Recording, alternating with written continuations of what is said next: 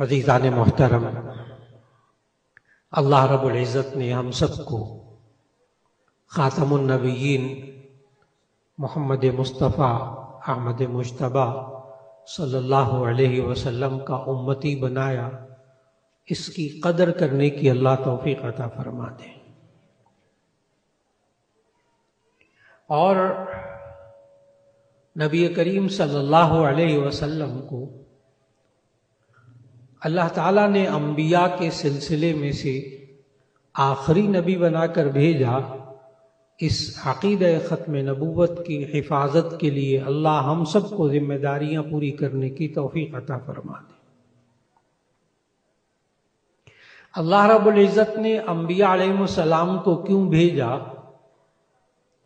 جب ہم قرآن مجید کا مطالعہ کرتے ہیں تو اللہ نے فرمایا وَلِكُلِّ قَوْمٍ هَادٍ، ہر قوم کے لیے ہم نے ہدایت دینے والا بنا کر کسی نہ کسی نبی کو بھیجا۔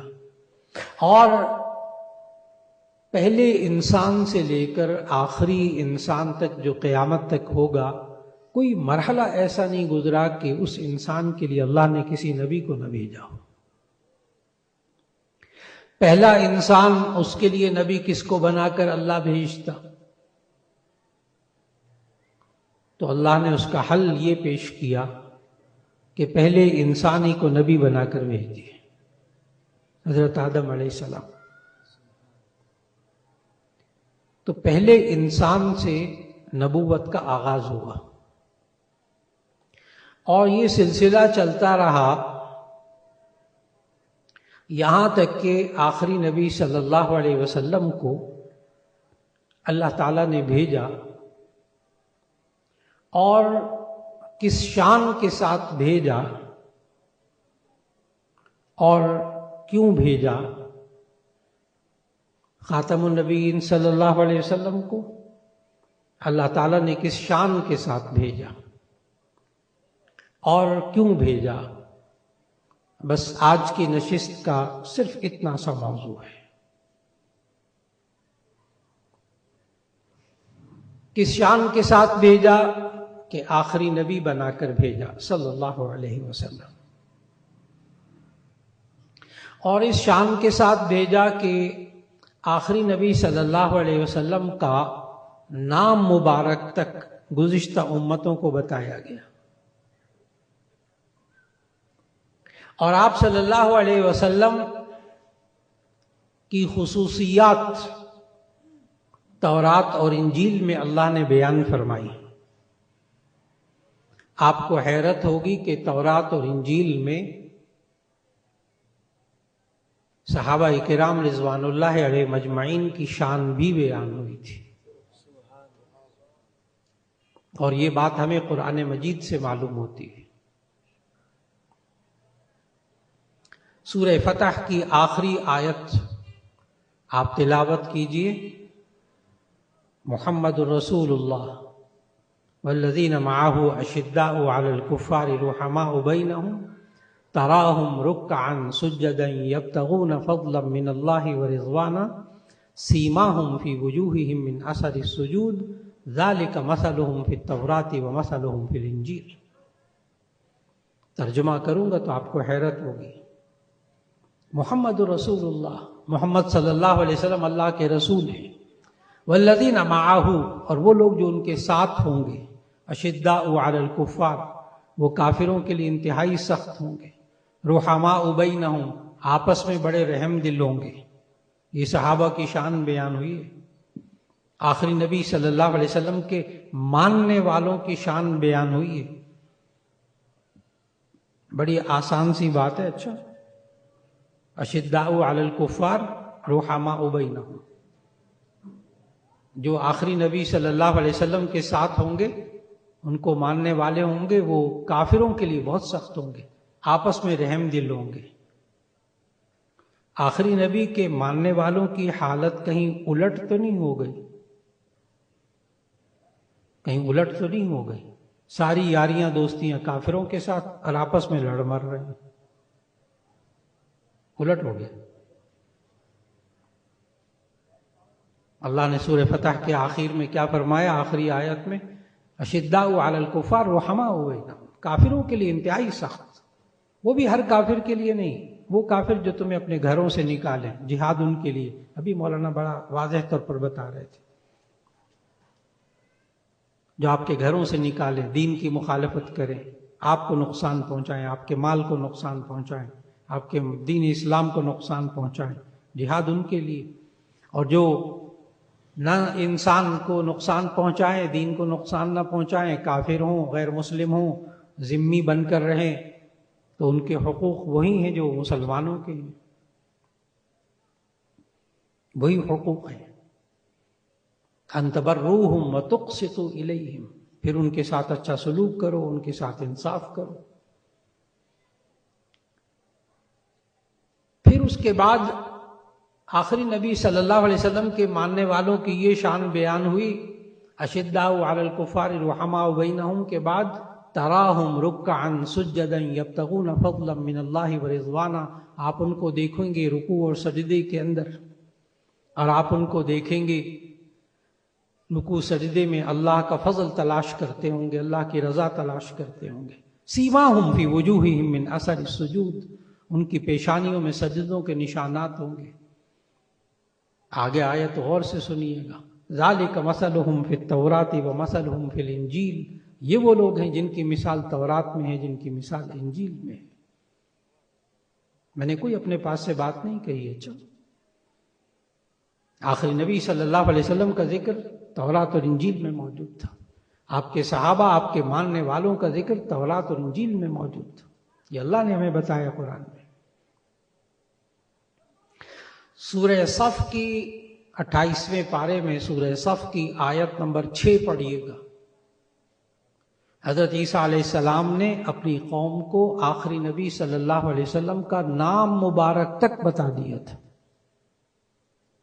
آیت سنانے لگا ہوں، وَإِذْ قَالَ عِيسَى ابْنُ مَرْيَمَ يَا بَنِي إِسْرَائِيلَ إِنِّي رَسُولُ اللَّهِ إِلَيْكُمْ مُصَدِّقًا لِمَا بَيْنَ يَدَيَّ مِنَ التَّوْرَاةِ وَمُبَشِّرًا بِرَسُولٍ يَأْتِي مِن بَعْدِي اسْمُهُ أَحْمَدُ صلی اللہ علیہ وسلم۔ عیسیٰ علیہ السلام نے اپنی قوم سے کہا، یا بنی اسرائیل، اے بنی اسرائیل، انی رسول اللہ علیکم، میں تمہاری طرف اللہ کا رسول بنا کر بھیجا گیا ہوں۔ عیسائیوں نے یہ بات بھی نہیں مانی۔ 3 باتیں کہیں اس آیت میں بنی اسرائیل سے عیسیٰ علیہ السلام نے۔ امتی وہ ہوتا ہے جو نبی کی بات کو مان کر چلتا ہے۔ چلو، عیسیٰ علیہ السلام کے ماننے والوں نے، جو عیسائی ہیں، انہوں نے ان 3 باتوں کو نہیں مانا۔ پہلی بات، وَإِذْ قَالَ عِيسَى ابْنُ مَرْيَمَ يَا بَنِي إِسْرَائِيلَ إِنِّي رَسُولُ اللَّهِ إِلَيْكُمْ، اے بنی اسرائیل، میں تمہاری طرف اللہ کا رسول بنا کر بھیجا گیا ہوں۔ رسول اللہ، ان لوگوں نے ابن اللہ بنا دیا، اللہ کا بیٹا بنا دیا۔ یہ بات بھی اللہ نے ہمیں قرآن مجید میں بتائی، ہر بات دلیل کے ساتھ، بڑے غور سے سننی ہے، ہر بات دلیل کے ساتھ۔ سورہ توبہ کی آیت نمبر 30 کی تلاوت کیجیے۔ وقالت الیہود عزیر ابن اللہ وقالت النصارى مسیح ابن اللہ، یہود نے کہا کہ عزیر علیہ السلام اللہ کے بیٹے ہیں، اور یہ عیسائیوں نے، نصارہ نے کہا کہ عیسیٰ علیہ السلام اللہ کے بیٹے ہیں۔ تو عیسیٰ علیہ السلام نے کہا تھا انی رسول اللہ علیکم، میں اللہ کا رسول بنا کر بھیجا گیا ہوں، رسول اللہ بنا کر بھیجا گیا ہوں۔ ان لوگوں نے کیا بنا دیا؟ ابن اللہ بنا دیا، اللہ کا بیٹا بنا دیا، شرک کیا۔ پھر دوسری بات کیا کہی عیسیٰ علیہ السلام نے؟ وَمُصَدِّقًا لِمَا بَيْنَ يَدَيَّ مِنَ التَّوْرَاةِ، اور یہ جو تمہارے سامنے تورات ہے، میں اس کی تصدیق کرتا ہوں کہ اللہ تعالیٰ کی طرف سے آسمانی کتاب ہے، لیکن ان لوگوں نے تورات کو بھی نہیں مانا۔ تیسری بات، وَمُبَشِّرًا بِرَسُولٍ يَأْتِي مِن بَعْدِ اسْمُهُ أَحْمَدُ، میں ذرا حمزہ وصلی الگ کر کے پڑھنے لگا ہوں، وقف کر کے۔ وَمُبَشِّرًا بِرَسُولٍ يَأْتِي مِن بَعْدِي اسمہ احمد، اور خوشخبری دینے والا ہوں۔ بچوں کو بھی باتیں سمجھ میں آنا چاہیے کہ میں خوشخبری دینے والا ہوں کہ میرے بعد ایک رسول آئیں گے جن کا نام احمد ہوگا صلی اللہ علیہ وسلم۔ یہ قرآن مجید میں اللہ تعالیٰ نے بتایا کہ عیسیٰ علیہ السلام نے اپنی قوم کو آخری نبی کا نام احمد تک بتا دیا تھا.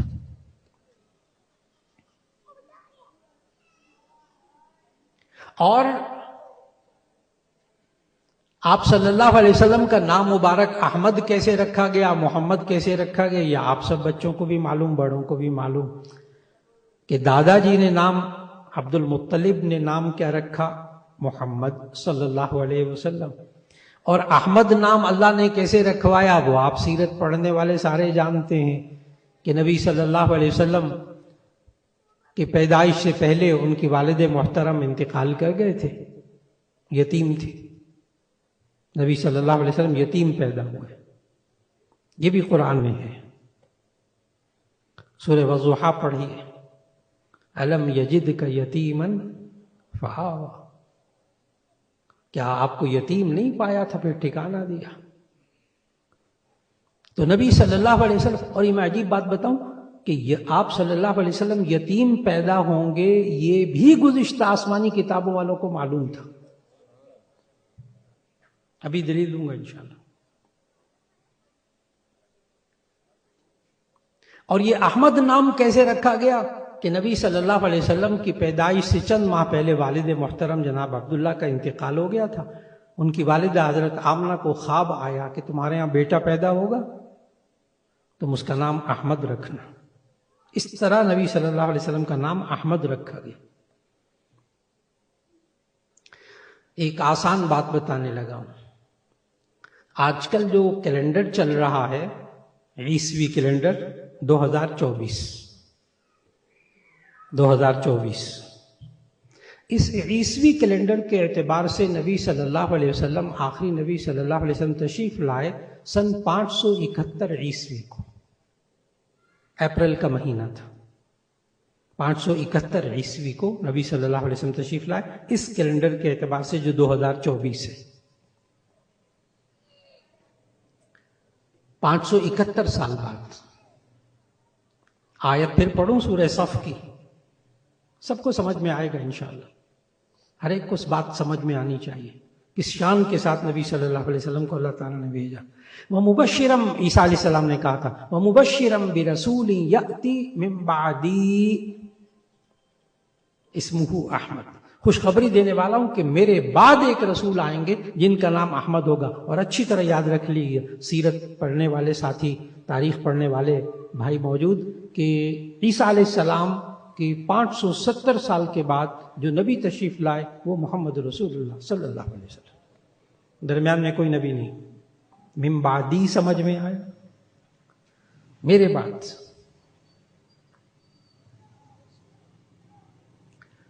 سیرت کی کتابوں کا مطالعہ کیجیے، اس میں قیمتی کتاب سیرت طیبہ کی رحمت للعالمین صلی اللہ علیہ وسلم، قاضی سید سلمان منصور پوری کی کتاب ہے، تقابل ادیان کے حوالے سے سیرت کی کتاب ہے. پڑھے لکھے لوگوں کے لیے ہے، عوام کے لیے نہیں ہے. عوام کے لیے الگ کتاب بتاؤں گا. تو رحمت للعالمین سیرت طیبہ کی کتاب ہے 3 جلدوں میں. اس میں قاضی سید سلمان منصور پوری رحمہ اللہ نے ایک دعویٰ کیا ہے. کہنے لگے کہ نبی صلی اللہ علیہ وسلم، احمد مجتبیٰ صلی اللہ علیہ وسلم، یہ حضرت عیسیٰ علیہ السلام کے 570 سال بعد تشریف لائے. اور انہوں نے اس سیرت کی کتاب میں دعویٰ کیا ہے کہ 500 باوجود اس کے کہ عیسیٰ علیہ السلام اپنی قوم کو آخری نبی کا نام احمد بتا چکے تھے کہ آخری نبی آئیں گے ان کا نام احمد ہوگا. قرآن مجید کہہ رہا ہے نا، میں دائیں بائیں کی تو بات نہیں کر رہا، کہ ان کا نام احمد ہوگا آخری نبی صلی اللہ علیہ وسلم کا. تو 570 سال پہلے یہ نام آؤٹ ہو چکا تھا، باہر آ چکا تھا.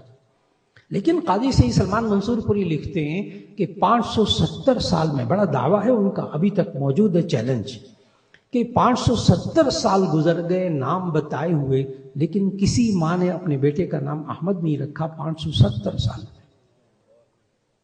تاریخ میں یہ نام نہیں ہے. بڑے آرام آرام سے سمجھیے گا باتوں کو. تاریخ میں نام نہیں ہے یہ والا. اور اللہ نے پھر کیسے نام احمد رکھوایا؟ آپ سب حضرات کو نا ایک واقعہ معلوم ہے. جب نبی صلی اللہ علیہ وسلم 8 9 10 سال کی عمر کے تھے تو اپنے چچا جناب ابو طالب کے ساتھ شام کے تجارتی سفر میں جا رہے تھے تو وہ ایک بحیرہ راہب والا واقعہ پیش آیا تھا. اب میرا خیال اکثر مجمع کو وہ معلوم ہوگا، بحیرہ راہب والا واقعہ بچپن والا. اس کو غور سے سنیے گا، اور سیرت طیبہ کی کتابوں میں یہ موجود. آپ حضرات اگر سیرت طیبہ کا مطالعہ کرنا چاہیں، ہمارے بزرگوں نے خوب لکھا. بچے اور نوعمر ہوں ان کے لیے تو سیرت خاتم الانبیاء حضرت مولانا مفتی شفیع صاحب رحمۃ اللہ علیہ والی چھوٹی سی سیرت خاتم الانبیاء بہت کافی. لیکن جو آپ پڑھے لکھے بڑے حضرات ہیں ان کے لیے سیرت طیبہ کی بہترین کتاب جامع شفیہ کے شیخ الحدیث و تفسیر حضرت مولانا محمد ادریس کاندھلوی رحمہ اللہ کی 3 جلدوں میں سیرت کی کتاب ہے، سیرت المصطفیٰ صلی اللہ علیہ وسلم. اس کا نام ہی یہی ہے، سیرت المصطفیٰ صلی اللہ علیہ وسلم. کمال کی کتاب ہے. ایک پیراگراف ایسا نہیں ہے جو بغیر حوالے کے لکھا. بہت مستند کتاب ہے اس وقت سیرت طیبہ کی. دائیں بائیں کی باتیں نہیں اس میں، اپنی بات انہوں نے بیچ میں نہیں کی. تاریخ سیرت وہ بھی انہوں نے بھی یہ پورا بحیرہ راہب والا واقعہ لکھا جو میں سنانے لگا ہوں. میں نے کہا نا کہ کس شان کے ساتھ بھیجا کہ وہ بحیرہ راہب کا واقعہ حضرت مولانا ادریس کاندھلوی رحمہ اللہ اس سیرت المصطفیٰ میں لکھتے ہیں کہ نبی صلی اللہ علیہ وسلم بچپن میں 8 9 10 سال کی عمر میں اپنے چچا ابو طالب کے ساتھ شام کے سفر میں جا رہے تھے تو راستے میں ایک کھجوروں کا باغ تھا ایک بحیرہ راہب کا. اس کا نام لکھا ہے مولانا ادریس کاندھلوی رحمہ اللہ نے. ان کا نام تھا جرجیس. تو وہ بحیرہ راہب جب یہ قافلہ اس کھجوروں کے باغ تک پہنچا تو یہ بحیرہ جو تھا یہ راہب تھا، بہت بڑا عالم تھا، انجیل تورات انجیل زبور کا بہت بڑا عالم تھا. یہ باہر نکلا. باہر نکل کر اس نے اس قافلے کا استقبال کیا. پڑھیے سیرت کی کتابوں میں استقبال کیا، اور اس نے اپنی بعد میں وجہ بھی بتائی ہے کہ میں کیوں باہر نکلا دیکھنے کے لیے. اس نے کہا کہ میں اس نخلستان میں اور ریگستان میں کھجوروں کا باغ تھا، اس میں دور سے دیکھ رہا تھا کہ دوپہر کے وقت تپتی دھوپ میں ایک قافلہ آ رہا ہے. لیکن میں کیوں باہر نکلا کہ جہاں جہاں یہ قافلہ آ رہا تھا نا اس کے اوپر ایک چھوٹا سا بادل سایہ کیے ہوئے ساتھ ساتھ آ رہا تھا. میں نے کہا اس قافلے میں کوئی خاص بات ہے. کہنے لگا میں باہر نکلا اور کھجوروں کے باغ سے باہر نکل کر میں نے قافلے کا استقبال کیا. پھر میں نے قافلے کے لوگوں کو دیکھا تو ایک 8 9 10 سال کا بچہ نورانی چہرے والا نظر آیا بحیرہ راہب کو. پڑھیے پھر سیرت کی کتابوں کو پڑھیے، وہاں لکھا کہ بحیرہ راہب نے اس بچے کے بارے میں ابو طالب سے پوچھا یہ کون ہے، یہ بچہ کون ہے. ابو طالب کا جواب پڑھیے وہاں. ابو طالب نے کہا کہ یہ میرا بیٹا ہے، یہ میرا بیٹا ہے. ظاہر ہے چچا کی پرورش میں سے تو بیٹا کہہ دیا. اس بحیرہ راہب کا اگلا سوال وہاں پڑھیے سیرت کی کتابوں میں. پتہ ہے اس نے کیا کہا ہے ابو طالب کو؟ بحیرہ راہب نے کہا اسے تو یتیم ہونا چاہیے تھا. یاد آ رہا ہے آپ کو؟ میں نے کہا کہ گزشتہ آسمانی کتابوں کے ماہرین کو معلوم تھا کہ نبی صلی اللہ آخری نبی یتیم پیدا ہوں گے. تو اس نے ابو طالب کو کہا آپ پڑھیے مولانا ادریس کاندھلوی رحمہ اللہ کی کتاب سیرت المصطفیٰ میں. انہوں نے کہا کہ یہ اس کو یتیم پیدا ہونا چاہیے تھا. ابو طالب نے فوراً اعتراف کیا کہ ہاں یہ میرا بھتیجا ہے، میری پرورش میں اس لیے بیٹا کہہ دیا تھا، یہ یتیم پیدا ہوا تھا. اس کے بعد پھر بحیرہ راہب کی حرکت دیکھیں ذرا. اس بحیرہ راہب وہی سیرت کی کتاب میں پڑھیے، اس مطالعے کو دوبارہ کیجیے اس سیرت کا.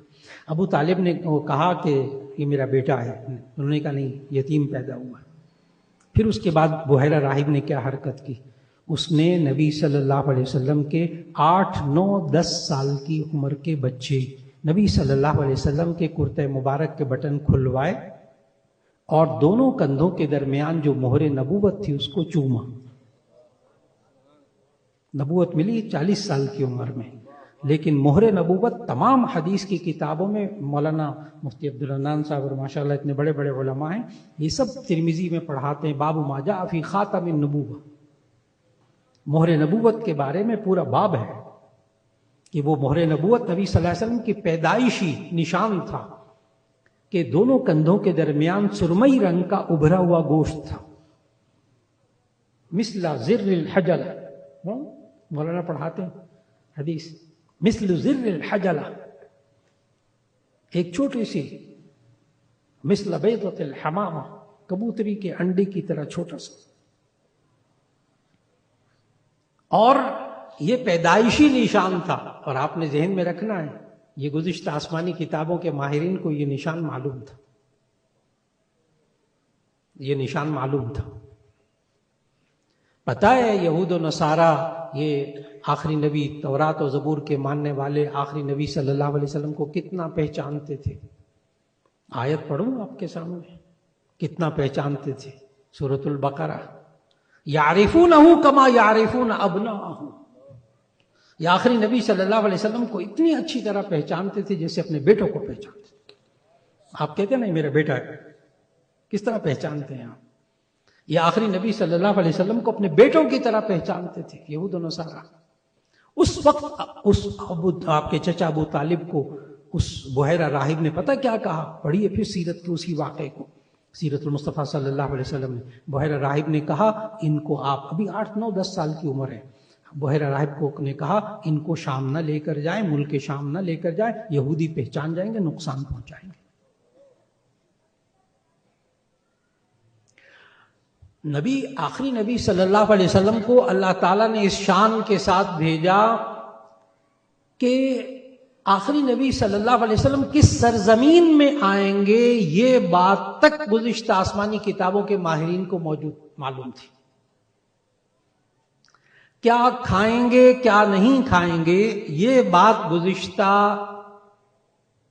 آسمانی کتابوں کے ماہرین کو معلوم تھی. کیا کھائیں گے کیا نہیں کھائیں گے. اور یہ دونوں کندھوں کے درمیان مہر نبوت، یہ بھی جانتے تھے، نشانی، جسمانی نشانی جانتے تھے اس تورات اور انجیل کے ماہر لوگ.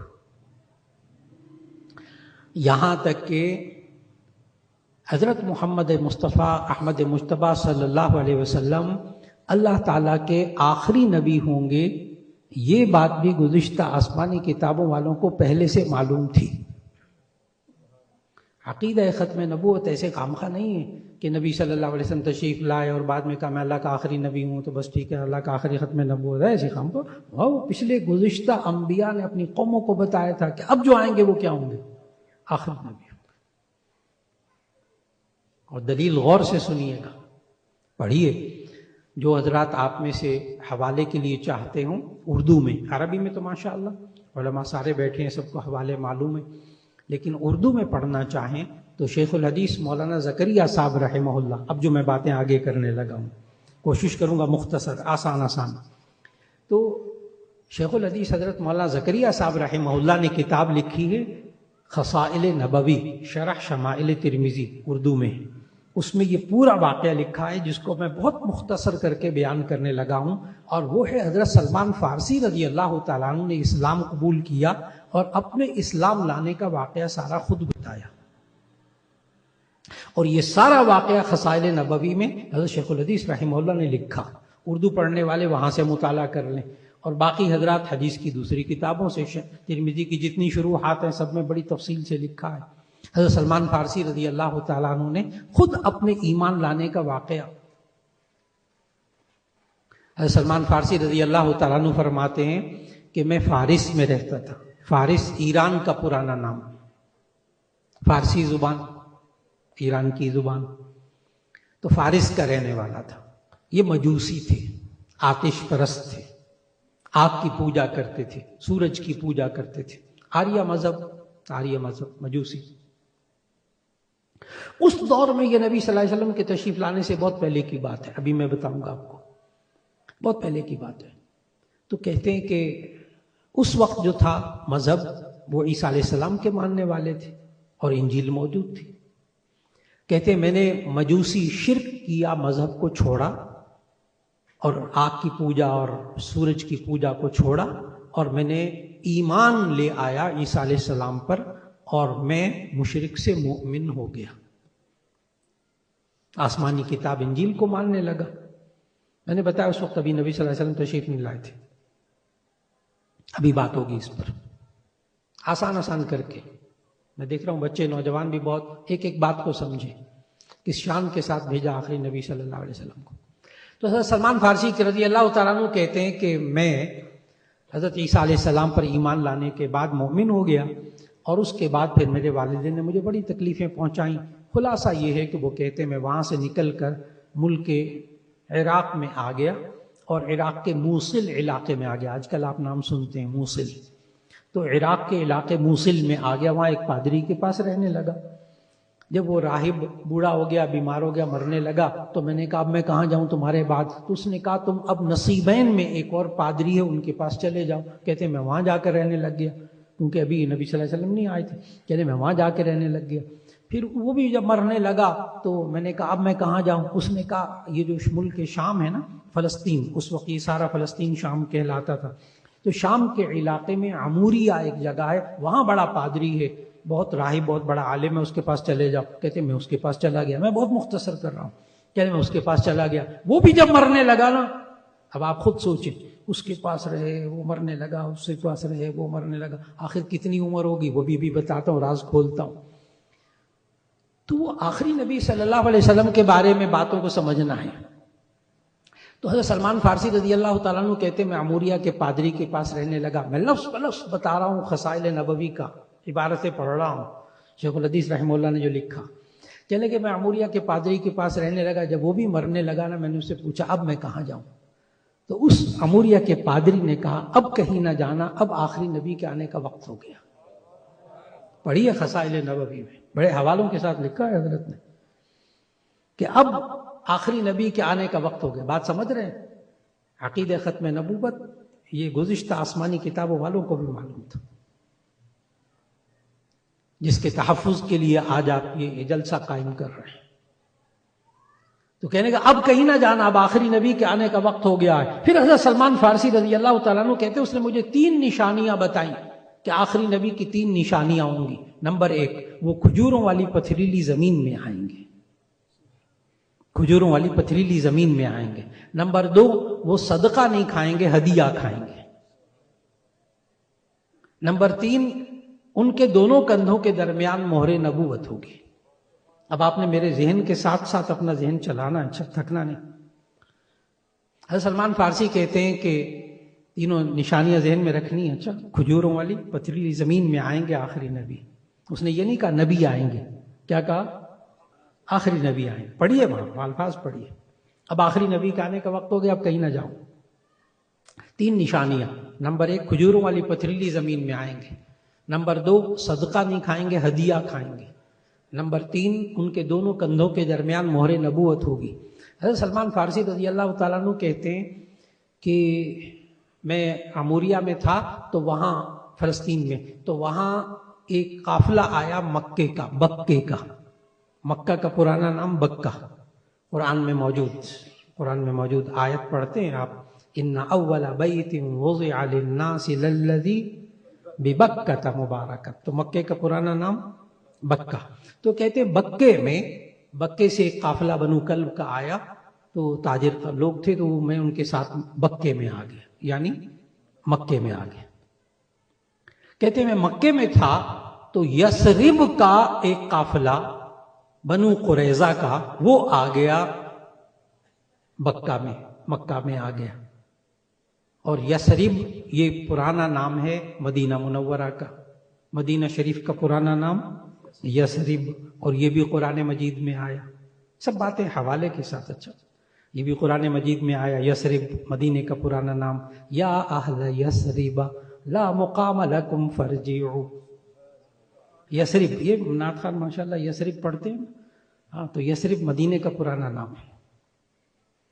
تو کہتے ہیں یثرب سے وہ یہودیوں کا قافلہ آیا، تاجروں کا، تو یہ بنو کلب نے مجھے دھوکے سے غلام بنا کر ان کے ہاتھ بیچ دیا، میرے سامان پر قبضہ کر دیا. یہ یہودی مجھے لے کر یثرب میں آ گئے. یثرب میں کہاں آ گئے؟ مدینہ میں. یثرب میں آ گئے. کہتے میں یہودی کے ہاں غلام بن کر کام کرتا رہا.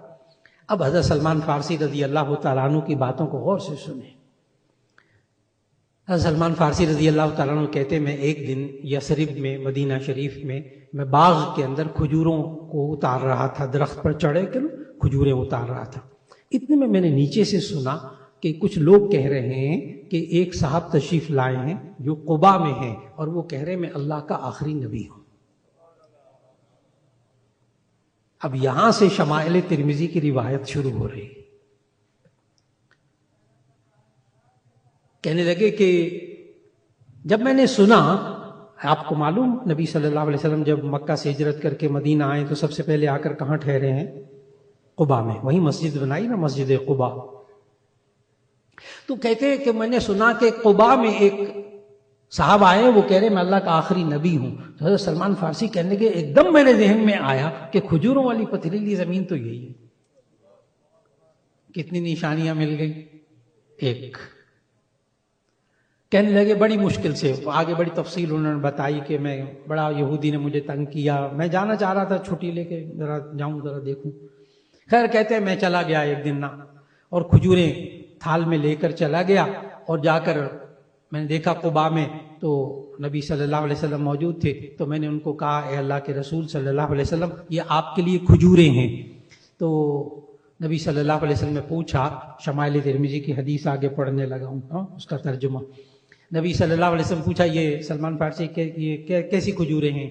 تو سلمان فارسی نے کہا کہ یہ آپ کے لیے صدقہ ہے. شمائل ترمذی کی اس حدیث کے الفاظ پڑھے. نبی صلی اللہ علیہ وسلم نے فرمایا ادفعها فإنا لا نأكل صدقہ، اسے دور ہٹا دو، ہم صدقہ نہیں کھاتے. اور یہ بات صحیح مسلم میں موجود ہے کہ نبی صلی اللہ علیہ وسلم نے ارشاد فرمایا لا تحل الصدقة لمحمد ولا لآل محمد صلی اللہ علیہ وسلم.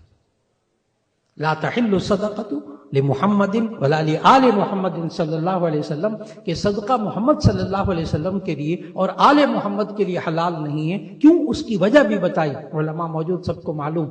حدیث کے الفاظ آگے انما ہی من اوساخ اموال الناس. محمد صلی اللہ علیہ وسلم کے اور ان کے آل کے لیے صدقہ کیوں نہیں حلال؟ انما ہی من اوساخ اموال الناس، کیونکہ یہ جو مال کا زکوٰۃ کا مال ہوتا ہے یہ مال کا میل کچیل ہوتا ہے. آپ زکوٰۃ ادا کرتے ہیں نا، مال پاک ہو جاتا ہے، تو جو نکلتا ہے وہ کیا ہوتا ہے؟ میل کچیل ہوتا ہے. غریبوں کے لیے حلال، امیروں کے لیے حرام، ممنوع. مفتی صاحب بیٹھے پاس. غریبوں کے لیے حلال اور امیروں کے لیے ممنوع، منع. زکوٰۃ کا مال نہیں کھا سکتے، اور محمد صلی اللہ علیہ وسلم اور آل محمد کو بھی نہیں دے سکتے. چنانچہ نبی صلی اللہ علیہ وسلم کو حضرت سلمان فارسی نے کہا کہ یہ کھجوریں قبول کر لیجئے. پوچھا کیسی کھجوریں؟ کہا یا رسول اللہ آپ کے لیے صدقہ ہیں. فرمایا ادفعها فإنا لا نأكل صدقہ، اس کو ہٹا دو، ہم صدقہ نہیں کھاتے. حضرت سلمان فارسی کہتے ہیں اگلے دن میں پھر گیا کھجوریں اور لے کر، تھال میں ڈال کر کھجوریں لے گیا قبا کے علاقے میں. میں نے کہا یا رسول اللہ آپ یہ صدقہ یہ کھجوریں قبول کر لیں. تو نبی صلی اللہ علیہ وسلم نے پوچھا یہ کیسی کھجوریں؟ تو حضرت سلمان فارسی کہتے ہیں میں نے کہا یہ آپ کے لیے ہدیہ ہے، میں آپ کے لیے تحفہ ہدیہ ہے. تو نبی صلی اللہ علیہ وسلم نے فرمایا دسترخوان بچھاؤ، سب کھائیں گے. کہنے لگے وہ نبی صلی اللہ علیہ وسلم اور صحابہ کھجوریں کھانے لگے. کتنی نشانیاں پالی حموریہ کے پادری کی؟ 2.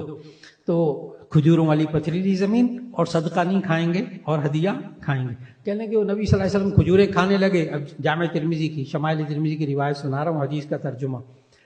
کہتے ہیں میں جب وہ سب کھانے لگے نا کھجوریں، تو میں گھوم کر نبی صلی اللہ علیہ وسلم کے پیچھے آیا. نبی صلی اللہ علیہ وسلم نے پہچان لیا.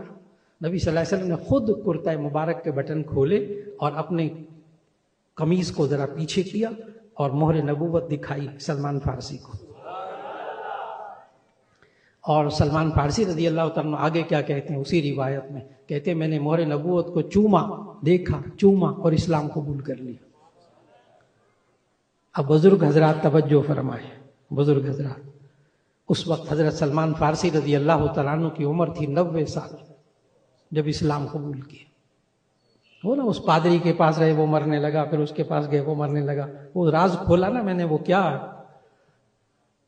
کتنا وقت گزرا. 90 سال کی عمر میں اسلام قبول کیا. اور مفتی صاحب ماشاءاللہ ترمذی پڑھاتے ہیں، معلوم کہ کم از کم حضرت سلمان فارسی رضی اللہ تعالیٰ عنہ کی عمر مبارک جو منقول ہے وہ ہے 150 سال، زیادہ بھی ہے. کم از کم روایت کتنی؟ 150 سال. یعنی اسلام قبول کرنے کے بعد کتنے سال زندہ رہے؟ 60 سال. آپ نے ایک بات پر توجہ دی. میں بیان کر رہا تھا کہ حضرت سلمان فارسی رضی اللہ تعالیٰ عنہ نے محمد صلی اللہ علیہ وسلم پر ایمان قبول کیا، ٹھیک ہے، کلمہ پڑھ لیا مہر نبوت کو دیکھ کر چوم کر، لیکن آپ نے ایک بات نوٹ کی کہ انہوں نے آخری نبی حضرت محمد مصطفیٰ صلی اللہ علیہ وسلم پر ایمان قبول کیا تھا آخری نبی سمجھ کر۔ معموریہ کے پادری کے الفاظ یاد ہیں؟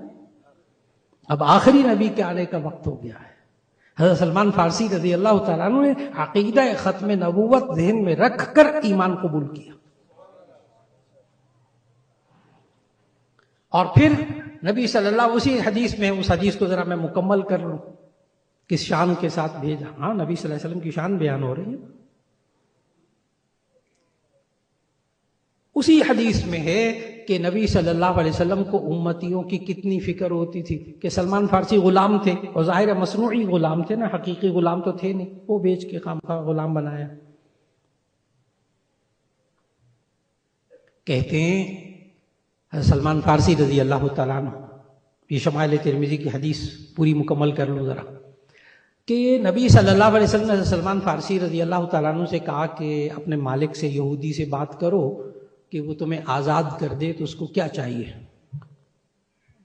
تو اس نے کہا کہ مجھے ایک روایت میں کہ 500 اوقیہ چاندی چاہیے، اور یہ سلمان فارسی کے لیے 300 کھجور کے درخت لگائے جائیں، 300 کھجور کے درخت لگائے جائیں، جب وہ پھل دینے لگیں گے تو سلمان فارسی آزاد ہو جائے گا۔ یہاں کوئی مظفر گڑھ ملتان کا کوئی بندہ طلبہ کو بیٹھے نہیں کہ کھجور کا درخت کتنے سال میں پھل دیتا ہے اگانے کے بعد؟ جو چھوٹے سے چھوٹا درخت ہوتا ہے وہ 5-6 سال، اور عام درخت 10 سال کے بعد پھل دیتا ہے۔ کھجور کا درخت لگانے کے بعد 10 سال بعد پھل دیتا ہے، کم از کم 6-7 سال بعد۔ یہ جامع ترمذی کی حدیث پڑھے کہ نبی صلی اللہ علیہ وسلم نے سلمان فارسی کو آزاد کرنے کے لیے وہ کئی اوقیہ چاندی بھی دی، اور پھر 300 کھجور کے درخت منگوائے، اور کھجور کے 300 درخت لگوائے۔ نبی صلی اللہ علیہ وسلم نے خود اپنے دست مبارک اپنے ہاتھ سے 299 درخت لگائے، 300 میں سے 299 درخت لگائے۔ ایک درخت حضرت عمر رضی اللہ تعالیٰ عنہ نے لگایا۔ اب آگے جامع ترمذی کی حدیث پڑھیے، 300 درخت لگ گئے سلمان فارسی کو آزاد کرنے کے لیے۔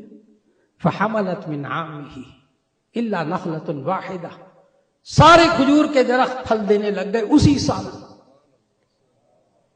سارے، جامع ترمذی کی حدیث، کہانی نہیں، حدیث، اسی سال سارے درخت پھل دینے لگ گئے، الا نخلة واحدة، سوائے ایک کھجور کے درخت کے، اس نے پھل نہیں دیا۔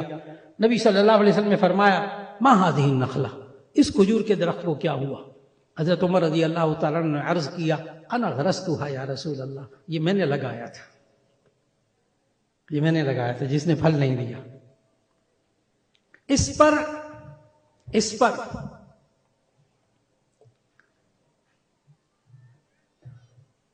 نبی صلی اللہ علیہ وسلم نے اپنے دست مبارک سے اس درخت کو بھی اکھیڑا، اور اکھیڑنے کے بعد دوبارہ لگایا۔ حدیث کے الفاظ پڑھیں، فحملت من عامه، اس نے بھی اسی سال پھل دینا شروع کر دیا۔ ایک امتی کو غلامی سے آزاد کرنے کے لیے کیا کیا کرنا پڑتا ہے نبی کو؟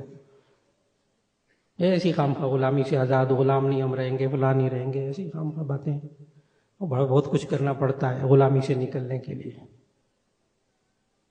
لیکن کہیں آپ کے ذہن میں حضرت عمر رضی اللہ تعالیٰ عنہ کی شان میں کمی واقع نہ ہو جائے، اس کا بھی خطرہ ہے۔ اچھا کہ وہ جو حضرت عمر رضی اللہ تعالیٰ عنہ نے وہ درخت لگایا تھا اس نے پھل نہیں دیا، کہیں یہ ساری بات سن کر حضرت عمر رضی اللہ تعالیٰ عنہ کی شان میں کمی نہ ہو جائے۔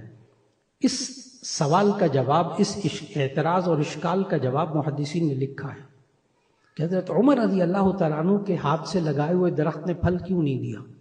بڑا عجیب جواب دیا مواہب الدنیا میں حضرت نے۔ انہوں نے جواب یہ لکھا محدثین نے کہ حضرت عمر رضی اللہ تعالیٰ عنہ نے جو درخت لگایا اس نے پھل کیوں نہ دیا؟ اس لیے کہ اگر حضرت عمر کے ہاتھ سے لگا ہوا پھل بھی درخت، وہ کھجور کا درخت وہ پھل دے دیتا تو نبی کا معجزہ نہ رہتا، کیونکہ معجزہ وہ ہوتا ہے جو غیر نبی سے ظاہر نہیں ہوتا۔ حضرت عمر رضی اللہ عنہ کی شان میں کمی نہ آنے دینا ذہن میں، اچھا کمی نہ آنے دینا، وہ تو نبی کا معجزہ نہ رہتا اگر عمر کے ہاتھ سے لگایا وہ درخت بھی پھل دے دیتا۔ نبی کی شان سمجھ میں آئی؟ بس ابھی اتنی بات کی ہے کہ آخری نبی صلی اللہ علیہ وسلم کو اللہ تعالیٰ نے کس شان کے ساتھ بھیجا۔ دو باتیں شروع میں ذکر کی تھی کہ آج کا موضوع کیا ہے، کہ آخری نبی صلی اللہ علیہ وسلم کو اللہ تعالیٰ نے کس شان کے ساتھ بھیجا اور کیوں بھیجا۔ اب آخری بات، دوسری بات، بس اس کو چند منٹ میں مکمل کرنے لگا ہوں، پوری توجہ دیجیے گا۔ کیوں بھیجا؟ آج تحفظ ختم نبوت کے لیے اس بات کو سمجھنا ہوگا کہ آخری نبی صلی اللہ علیہ وسلم کو، خاتم النبیین صلی اللہ علیہ وسلم کو اللہ تعالیٰ نے کیوں بھیجا۔ اس کے لیے جب ضرورت پیش آ جائے تو سورہ آل عمران کی آیت نمبر 164 کی تلاوت کیجیے گا، جو میں نے شروع میں تلاوت کی۔ لقد من اللہ علی المؤمنین اذ بعث فیہم رسولا من انفسہم یتلو علیہم آیاتہ ویزکیہم ویعلمہم الکتاب والحکمہ وان کانوا من قبل لفی ضلال مبین۔ سورہ آل عمران آیت 164 تلاوت کیجیے، سمجھیے کہ آخری نبی صلی اللہ علیہ وسلم کو اللہ تعالیٰ نے کیوں بھیجا، اور یہ کیوں بھیجا کا جواب اللہ نے دیا ہے۔ لقد من اللہ علی المؤمنین اذ بعث فیہم رسولا من انفسہم، اللہ تعالیٰ نے ایمان والوں پر احسان کیا ہے کہ انہی میں سے رسول اللہ صلی اللہ علیہ وسلم کو بھیجا۔ کیوں بھیجا؟ نمبر 1، 4 کاموں کے لیے بھیجا۔ آج تحفظ ختم نبوت کے سلسلے میں ہم لوگوں کی ذمہ داریاں کیا ہیں؟ وہی کام کرنے ہوں گے 4 جو آخری نبی صلی اللہ علیہ وسلم نے کیے۔ آج انسانوں کو گمراہی سے بچانے کے لیے وہی 4 کام کرنے پڑیں گے۔ نمبر 1، یتلو علیہم آیاتہ، آخری نبی صلی اللہ علیہ وسلم کو اس لیے اللہ نے بھیجا تھا تاکہ ان کے سامنے قرآن مجید کی آیات تلاوت کریں، تلاوت کلام پاک۔ یہ بعثت نبوی کا ایک پہلا مقصد، ایک مسلمان کو، مرد ہو یا عورت ہو، اس کو پابندی سے تلاوت قرآن حکیم کرنی ہوگی، بعثت نبوی کے مقصد کو پورا کرنا ہوگا۔ نمبر 2، وَيُزَكِّيهِمْ، ان کے نفوس کو پاکیزہ بنائیں، تزکیہ نفس۔ اتنے بزرگ موجود ہیں ماشاءاللہ سٹیج کے اوپر بھی، باہر بھی، سامنے بھی۔ تزکیہ نفس کیا چیز؟ جو نبی صلی اللہ علیہ وسلم ساری زندگی کرتے رہے کہ انسان 2 جملے بس تزکیہ نفس کے لیے 2 جملوں میں سمجھنا ہے۔ انسان کے اندر سے بری سوچوں کو، برے رویوں کو، برے اخلاق کو، بری عادتوں کو، برے اعمال کو انسان کے اندر سے نکالنا، اچھی سوچی، اچھے رویے، اچھے اخلاق انسانوں میں پیدا کرنا، تزکیہ نفس مکمل ہو گیا۔ اور یہ کام نبی صلی اللہ علیہ وسلم نے ساری زندگی کیا۔ کتنے کام ہو گئے؟ 2۔ اصل میں جامع شفیع میں عادت پڑی ہوئی سبق یاد کرانے کی، تو وہ سبق یاد ہوگا آج انشاءاللہ۔ کتنے کام ہو گئے؟ 2۔ بعثت نبوی کا مقصد، کیوں آئے نبی، کیوں بھیجا اللہ تعالیٰ نے آخری نبی صلی اللہ علیہ وسلم کو۔ نمبر 1، تلاوت کلام پاک، تلاوت کیجئے ان کے سامنے۔ نمبر 2، تزکیہ نفس، اپنے نفوس کو پاکیزہ بنانا، بزرگوں سے تعلق قائم کریں جس سے وہ آپ اپنی اصلاح کروائیں، اپنی سوچوں کو درست کروائیں، اپنے رویوں کو درست کروائیں، اپنے اخلاق، اپنے کردار، اپنے اعمال کو درست کروائیں۔ نمبر 3، وَيُعَلِّمْهُمُ الْكِتَابَ، کہ ان کو کتاب اللہ سکھائیں، قرآن حکیم سکھائیں۔ اس کے اندر 5 چیزیں دین کی، 5 شعبے دین کے کتاب اللہ کو سمجھنے کے۔ نمبر 1، ایمانیات، عقائد، ایمانیات۔ نمبر 2، عبادات۔ نمبر 3، معاملات۔ نمبر 4، معاشرت۔ نمبر 5، اخلاق۔ ایمانیات، عبادات، معاشرت، معاملات، اخلاق، یہ 5 چیزیں سیکھنی ہوں گی قرآن حکیم کو پڑھ کر، اس کی تفسیر کو پڑھ کر، اور بزرگوں کے پاس دروس میں بیٹھ کر آپ نے سمجھنی ہوں گی، پڑھنی ہوں گی۔ کتنے کام ہو گئے؟ 3، کتاب اللہ کو سیکھنا سکھانا۔ نمبر 4، آخری بات، نمبر 4 والحکمت ویعلمہم الکتاب والحکمت، اس لیے اللہ تعالیٰ نے آخری نبی صلی اللہ علیہ وسلم کو بھیجا، ویعلمہم الکتاب والحکمت، ان کو حکمت سکھائے، دانائی سکھائے۔ دانائی کیا ہے؟ بڑے آسان الفاظ میں دانائی کیا ہے؟ پورے قرآن مجید کا مطالعہ کیجیے، جتنے بڑے مفسرین اساتذہ بیٹھے ہوئے ہیں، بڑے مفسرین نے حکمت کی تفسیریں کی ہیں، ساروں کا خلاصہ نکال لینا تو حکمت اور دانائی کہتے ہیں جس چیز کو اللہ نے حلال قرار دے دیا اس کو حلال سمجھیں، جس کو حرام قرار دے دیا اس کو حرام سمجھیں، دانائی مکمل ہو گئی۔ بڑی ڈگریاں لے لی، MBA کر لیا، پتہ نہیں BBS کر لیا، MBBS کر لیا، PhD کر لی، لیکن حلال کو حلال نہیں سمجھ رہا، حرام کو حرام نہیں سمجھ رہا، اللہ کے نزدیک یہ دانا نہیں ہے۔ یہ دانائی اپنی نوجوان نسل کو سکھائیں کیا اچھا ہے کیا برا ہے، کیا حلال ہے کیا حرام ہے، سب سمجھائیں۔ یہ نوجوان نسل انشاءاللہ کبھی گمراہ نہیں ہوگی۔ کیوں؟ وَإِن كَانُوا مِن قَبْلُ لَفِي ضَلَالٍ مُبِينٍ، شان یہ ہے کہ اس سے پہلے آیت کا آخری حصہ، شان یہ ہے کہ اس سے پہلے لوگ کھلی گمراہی میں تھے، اور آخری نبی صلی اللہ علیہ وسلم کو اللہ تعالیٰ نے کس لیے بھیجا؟ تاکہ وہ گمراہی کے اندھیروں سے نکال کر ہدایت کی روشنی میں لے آئیں، اور یہی مقصد ہے تحفظ ختم نبوت کا۔ آخری نبی صلی اللہ علیہ وسلم کو کس شان کے ساتھ بھیجا، کس لیے بھیجا؟ وآخر دعوانا ان الحمد للہ رب العالمین۔